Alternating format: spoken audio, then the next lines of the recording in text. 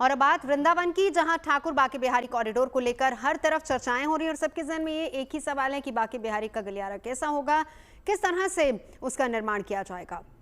ऐसे में सरकार की तरफ से एक वीडियो शेयर किया गया है जिसमें ये बताया गया है कि इस कॉरिडोर को किस तरीके से बनाया जाएगा।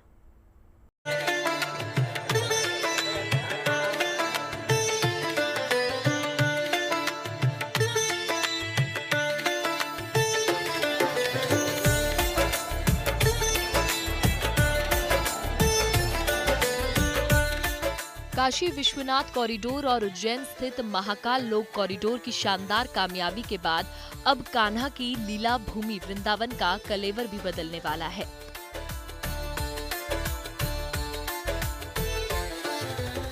मथुरा जिला प्रशासन ने ब्रज तीर्थ विकास परिषद के साथ मिलकर वृंदावन कॉरिडोर की रूपरेखा तैयार कर ली है।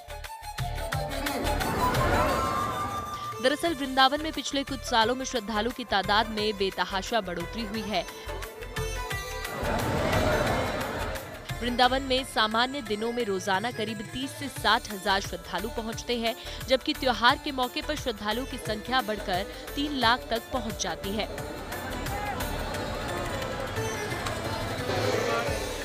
विश्व प्रसिद्ध बाके बिहारी के आसपास स्थित तंग और संकरी गलियां भारी संख्या में आने वाले श्रद्धालुओं के लिए सबसे बड़ी चुनौती साबित हो रही है।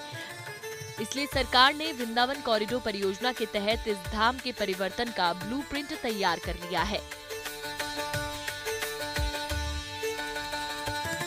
मथुरा विजन 2030 के अंतर्गत वृंदावन क्षेत्र में N44 को यमुना एक्सप्रेसवे से जोड़ने के लिए 6 लेन वृंदावन बाईपास विकसित किया जा रहा है।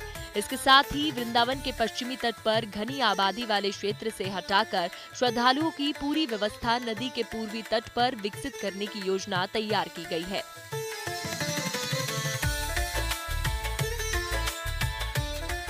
इसके तहत यमुना के पूर्वी तट पर 30,000 तीर्थयात्रियों की क्षमता वाले नए तीर्थयात्री सुविधा केंद्र को विकसित किया जाएगा।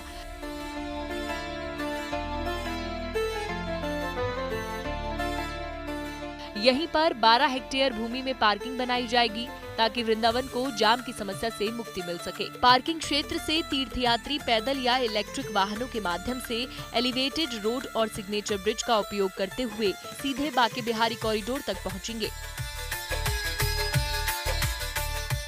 बाके बिहारी कॉरिडोर को 5 एकड़ से ज्यादा में विकसित करने की योजना है, जहां ब्रज शैली की वास्तुकला में 4 मंजिला यात्री सुविधा केंद्र बनाया जाएगा।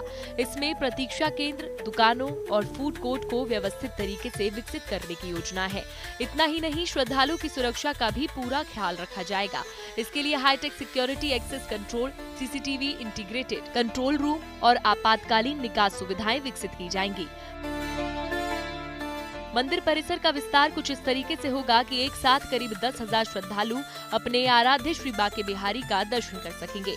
कॉरिडोर के आसपास परिक्रमा मार्ग का सौंदर्यीकरण, यमुना के प्राचीन घाटों के पौराणिक स्वरूप को स्थापित करने और वन उपवन सहित अनेक जन सुविधाओं का विकास भी इस परियोजना के तहत किया जाएगा। साफ है कि परियोजना के पूरा हो जाने के बाद वृंदावन पौराणिकता और आधुनिकता के अनोखे संगम के रूप में दिखेगा। वृंदावन से मदन गोपाल शर्मा के साथ bureau report, good news today.